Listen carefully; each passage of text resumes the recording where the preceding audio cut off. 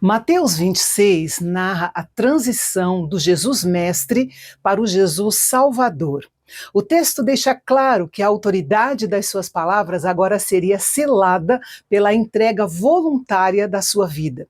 Ele relembrou os seus discípulos sobre seu sofrimento e crucificação, que agora estavam mais perto do que nunca. A longa controvérsia entre Jesus e os líderes religiosos culminou em uma conspiração na casa do sumo sacerdote Caifás para prendê-lo e matá-lo. Em contraste com o ódio na casa de Caifás, um gesto de amor profundo ocorria em Betânia, na casa de Simão, o leproso. Esse Simão provavelmente era alguém curado por Jesus e amigo de Lázaro e de suas irmãs. Não devemos confundir esse evento com o evento da mulher pecadora que ungiu os pés de Jesus na Galileia, registrado no Evangelho de Lucas.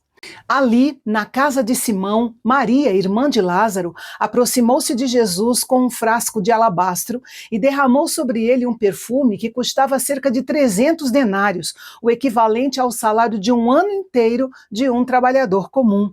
Era o tesouro de uma vida ou uma herança de família. Este frasco tinha um gargalo longo e precisava ser quebrado para uso único, na maioria das vezes. Embora o jantar tenha ocorrido na casa de Simão, o leproso, a presença de Marta servindo e de Lázaro à mesa confirma que Maria estava em um ambiente familiar, sentindo-se à vontade para realizar seu ato de adoração, que simbolizava uma entrega total e sem reservas. Embora os discípulos tenham criticado o gesto como um desperdício, Jesus defendeu Maria, esclarecendo que o foco absoluto daquele momento era ele, e não a negligência com os pobres. Ele atribuiu ao ato de Maria um significado profético que a própria Maria talvez não compreendesse naquele momento. Enquanto os discípulos falharam em perceber a beleza daquele ato, Maria ofereceu o amor e a atenção que Cristo merecia antes da sua crucificação. Judas Iscariotes, movido pela ganância, procurou os principais sacerdotes para negociar a entrega de Jesus. O acordo foi selado em 30 moedas de prata, quantia que a lei judaica estabelecia como preço de um escravo comum. Por esse valor irrisório, Judas passou a buscar o momento oportuno para entregar o mestre às autoridades. No primeiro dia da festa dos pães sem fermento, Jesus tinha um plano soberano e um local designado para comer a última Páscoa com seus discípulos, demonstrando que nada ali aconteceria por acaso. A última ceia seria um evento único, onde os símbolos da antiga libertação do Egito seriam ressignificados pelo Cordeiro de Deus. Jesus iniciou a celebração que marcaria a transição entre a redenção do Antigo Testamento e o novo centro de redenção que ele mesmo estabeleceria. Como Jesus estava ciente da sua morte iminente, ele antecipou a ceia com os seus discípulos. Enquanto a maioria dos judeus realizaria a refeição ritual após o sacrifício dos cordeiros no templo, no dia seguinte, Jesus a realizou na noite anterior. Essa antecipação explica por que não há menção de um cordeiro físico durante a ceia. Os cordeiros pascais ainda seriam sacrificados no horário oficial, ou seja, às 15 horas do dia seguinte, na sexta-feira. Dessa forma, Jesus não apenas celebrou a Páscoa, mas tornou-se o próprio Cordeiro Pascal. Durante a última ceia, Jesus surpreendeu os discípulos ao anunciar que seria traído por um deles. Ao fazer essa declaração, ele cumpria a profecia do Salmo 41, enfatizando a dor da traição vinda de um amigo.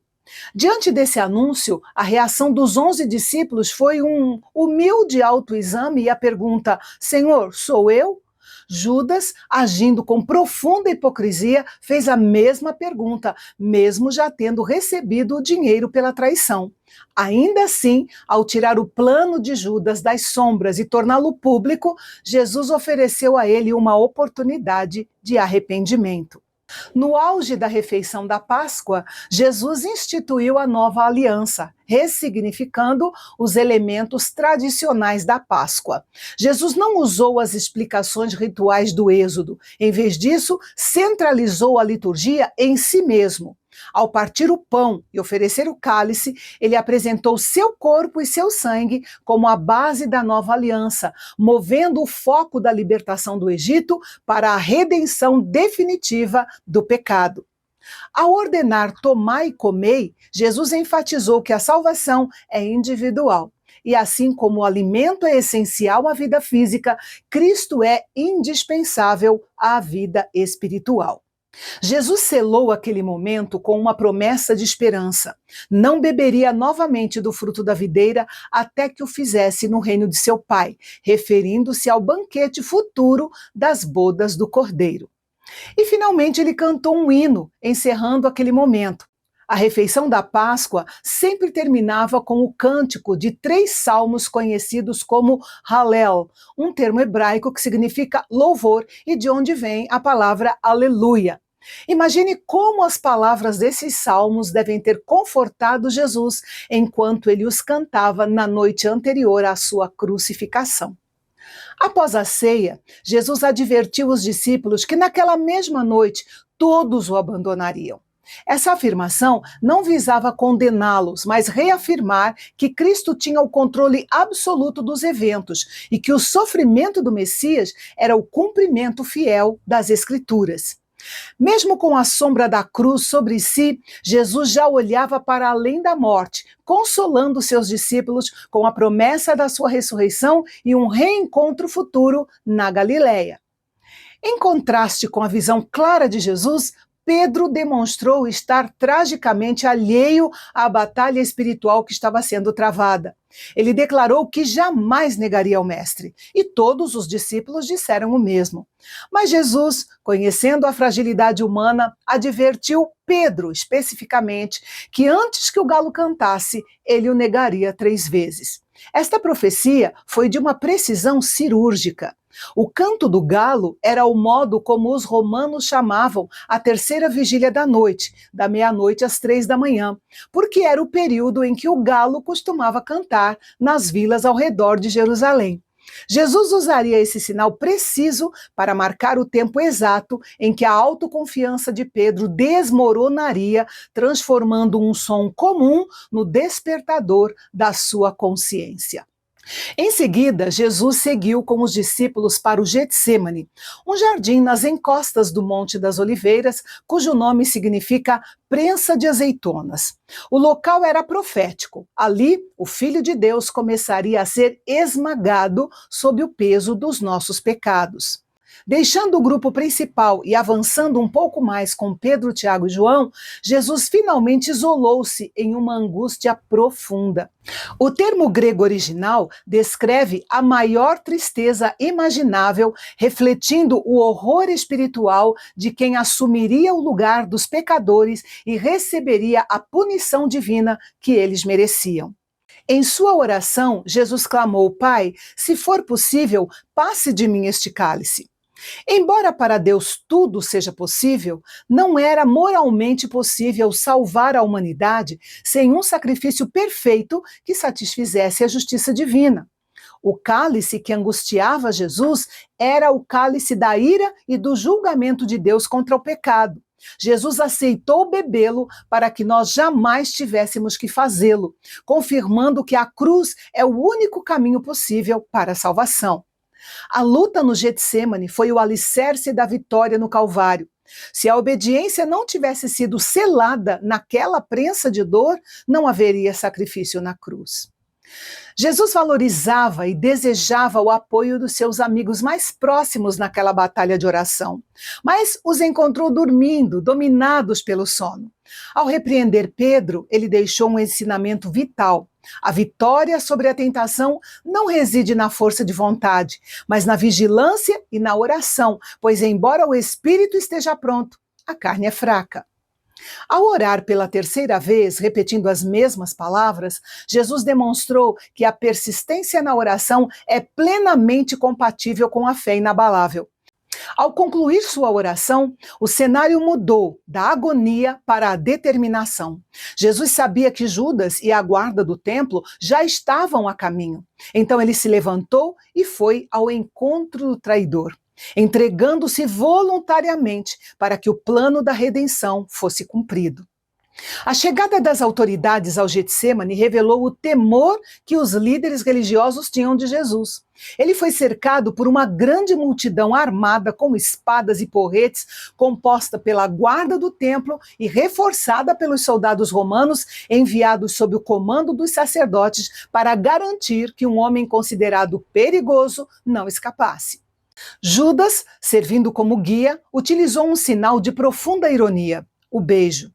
No costume da época, este era um gesto de carinho e respeito entre discípulo e mestre, mas ali foi usado friamente para identificar o alvo às autoridades. A hipocrisia de Judas contrasta de forma poderosa com a resposta do mestre, que, mesmo diante da traição consumada, dirigiu-se a ele como amigo.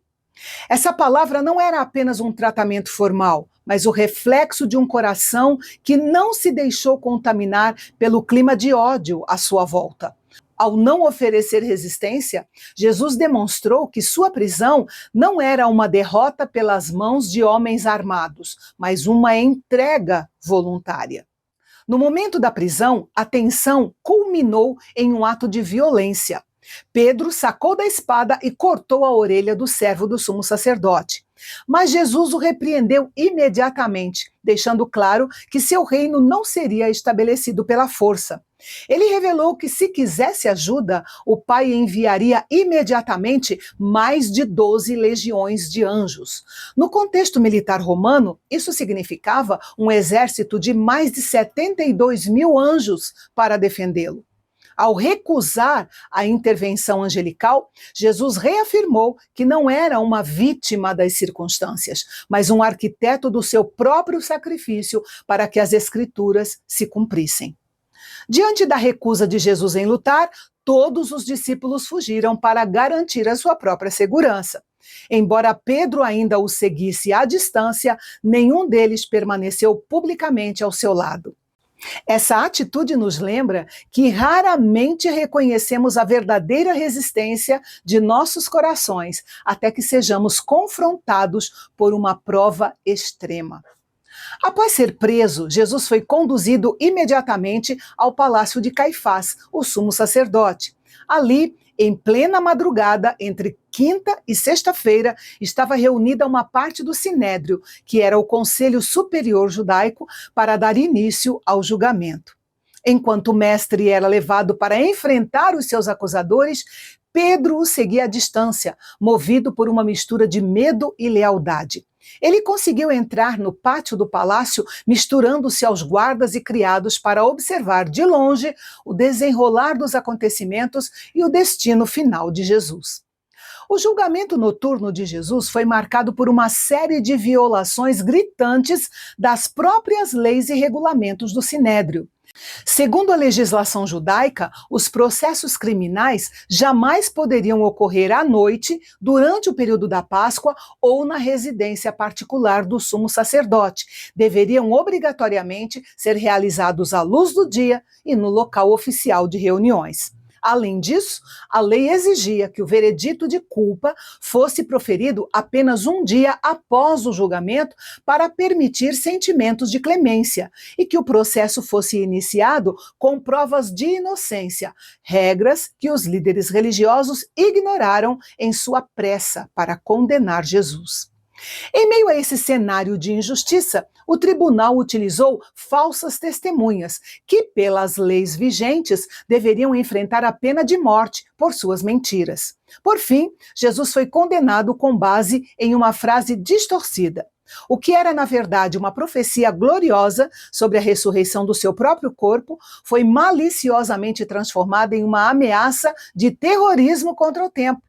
Assim, os líderes do Sinédrio converteram uma promessa de vida em um pretexto para a crucificação. Enquanto isso, Jesus permanecia calado. O sumo sacerdote, frustrado com o silêncio de Jesus, tentou uma jogada ousada, usando uma expressão rara e formal, invocando o nome de Deus para exigir uma resposta verdadeira. E este é o clímax da audiência. Agora, ele tentava intimidar Jesus para conseguir alguma declaração que pudesse evitar mais problemas com testemunhas e encerrar o assunto. Em vez de se defender, Jesus simplesmente testemunhou a verdade. Ele era de fato Cristo, o Filho de Deus, e ainda acrescentou uma palavra de advertência. Embora eles o julgassem agora, um dia ele os julgaria, e com um julgamento muito mais severo. A resposta de Jesus foi o pretexto que o sinédrio buscava. Em um gesto dramático de indignação, o sumo sacerdote rasgou suas vestes e declarou Jesus culpado de blasfêmia. O veredito deu início a uma sessão de violência cruel. Enquanto os líderes religiosos descarregavam seu ódio, medo e raiva sobre o Messias, cuspindo em seu rosto e o espancando, Jesus permanecia em silêncio, submetendo-se voluntariamente àquela humilhação. Enquanto isso, Pedro estava no pátio.